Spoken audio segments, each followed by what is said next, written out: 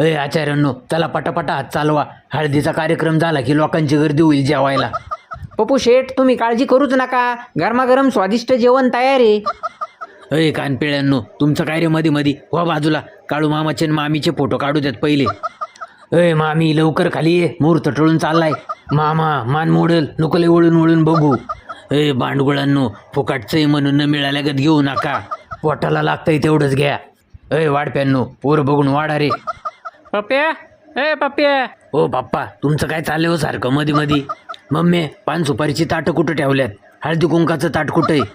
हो बडजी बुवा, अंतरपाट घेऊन या लवकर.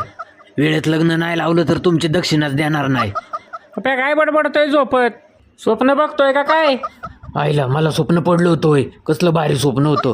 सगळे विधी झाले होते काळू मामाचे, फक्त अक्षदास पडायच्या राहिल्या होत्या डोक्यावर. का हाक मारून उठावलं हो? अगं बाबू, पप्या काय सांगतो, माझं लग्नाचं स्वप्न बघत होता होय रे. पप्या बघितलं ना, स्वप्नात सुद्धा तुझ्या बापाने माझं लग्न होऊन दिलं नाही. अरे मामा, काय तुझा तो लग्न सोहळा. मामी तर एकच नंबर दिसत होती. काय तिचा तो घागरा, काय तिचा तो मेकअप, काय ते बँडवालं, काय ती तुझी वारात, काय ते जेवण, काय ते मेनू. करजुल्या कुत्र्यांच्या पंक्ती वेगळ्या, कॉकटेल कुत्र्यांच्या पंक्ती वेगळ्या. पप्प्या मी काय करत होतो रे काळू मामाच्या लग्नात? दाजी, तुम्ही कॉकटेल होऊन पडले असाल कुठल्या तरी कोपऱ्यात. बया. Download ShareChat.